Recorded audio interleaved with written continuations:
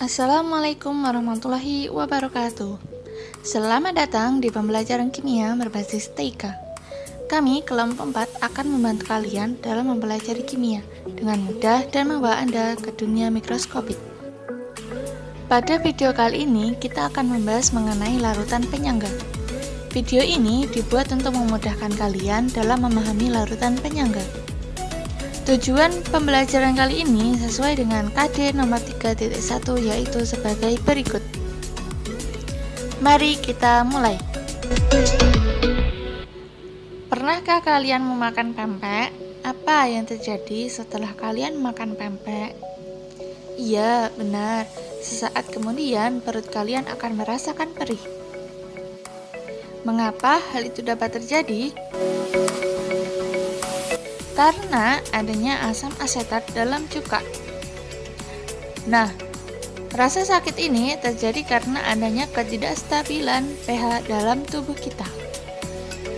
Namun, rasa sakit ini dapat segera dinetralkan oleh tubuh dengan adanya senyawa penyangga.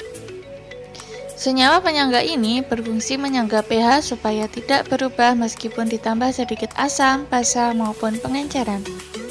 Jadi, tubuh kita akan tetap aman walaupun kita makan makanan yang mengandung asam banyak atau mengandung basa banyak. Larutan penyangga dalam tubuh manusia terdapat dalam darah dan cairan dalam sel. Larutan ini berfungsi mempertahankan pH darah dari makanan atau minuman yang mengandung asam atau basa. Larutan penyangga dalam tubuh berbentuk senyawa-senyawa dalam darah. Senyawa-senyawa tersebut berbentuk H2CO3 yang bersifat asam dan HCO3- yang bersifat basa. Selain itu, larutan penyangga dalam tubuh berbentuk senyawa H2PO4- yang bersifat asam dan H2PO42- yang bersifat basa. Bagaimana cara kerja senyawa penyangga sehingga tubuh dapat menetralkan pH dan membuat kita tetap sehat? Mari kita berpikir. Ketika kita makan makanan asam secara kimiawi, akan banyak ion H+ yang masuk dalam tubuh manusia. Masuknya ion H+ ini akan membuat pH dalam tubuh kita menjadi turun atau menjadi asam.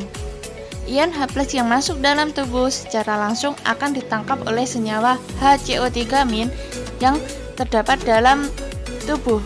Senyawa ini bersifat basa.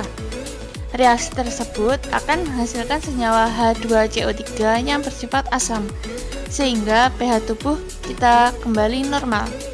Dan juga sebaliknya, ketika kita makan makanan yang bersifat basa, maka akan banyak ion OH- yang masuk dalam tubuh. Ion OH- yang masuk dalam tubuh juga akan diikat oleh senyawa H2CO3 dan menghasilkan air dan senyawa HCO3- yang bersifat basa, sehingga pH dalam tubuh kita kembali normal. Sama halnya dengan senyawa penyangga yang ada dalam sel. Ketika ada asam berlebih, maka akan diikat oleh senyawa yang bersifat basa, dan ketika ada basa yang berlebih, maka akan diikat oleh senyawa yang bersifat asam. Nah, setelah memahami contoh senyawa penyangga dalam tubuh, kita patut bersyukur karena adanya senyawa-senyawa tersebut. Dengan adanya senyawa-senyawa penyangga, kita tidak perlu khawatir makan makanan yang mengandung asam dan juga basa. Jadi, tahukah kalian apa pengertian larutan penyangga? Ya, pengertian larutan penyangga sebagai berikut.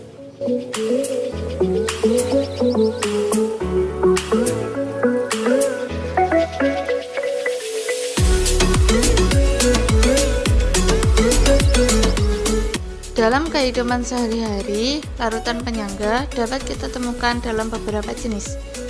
Jenis-jenis larutan penyangga sebagai berikut.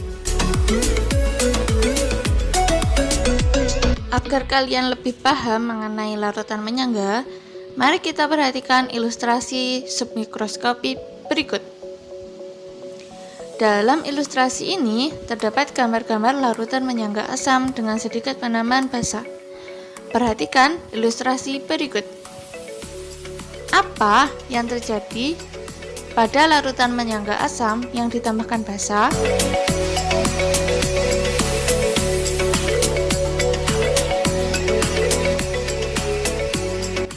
Jawabannya, setelah ditambahkan basa, maka ion OH- akan bereaksi dengan ion H+ dari molekul CH3COH dan membentuk molekul CH3CO- dan H2O. Hal tersebut menyebabkan keseimbangan bergeser ke kanan. Selanjutnya, apa yang terjadi pada larutan penyangga asam jika ditambahkan sedikit asam?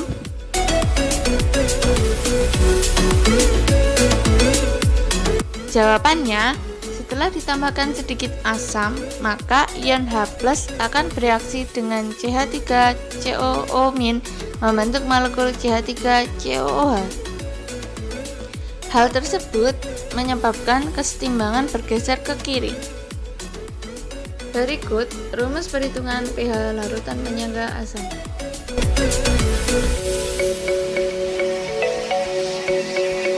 Agar kalian lebih paham, perhatikan contoh soal berikut.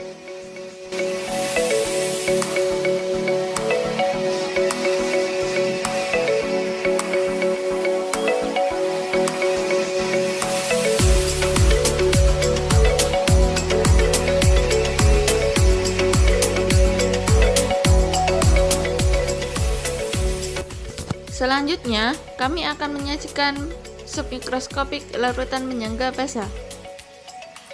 Berikut ilustrasinya. Apa yang terjadi pada larutan penyangga basa yang ditambahkan sedikit asam? Jawabannya, setelah ditambahkan sedikit asam, maka H+ akan bereaksi dengan ion OH- dari NH4OH dan membentuk ion NH4+ dan H2O. Hal tersebut menyebabkan kesetimbangan bergeser ke kanan. Lalu, bagaimana jika larutan penyangga basa ditambahkan sedikit basa? Apa yang terjadi? Jawabannya, setelah ditambahkan sedikit basa, maka ion OH- akan bereaksi dengan H+ dari NH4+ dan membentuk molekul NH3 dan H2O. Hal tersebut menyebabkan kesetimbangan bergeser ke kiri. Berikut rumus pH larutan penyangga basa.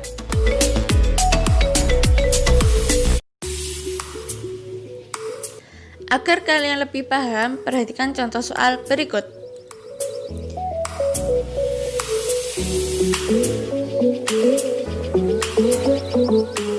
Agar lebih mahir dalam materi ini, kalian jangan lupa untuk latihan soal ya. Karena latihan soal akan mengasah kemampuan berpikir kalian dan juga memacu ingatan kalian. Terima kasih sudah menonton video ini. Semoga bermanfaat. Assalamualaikum warahmatullahi wabarakatuh.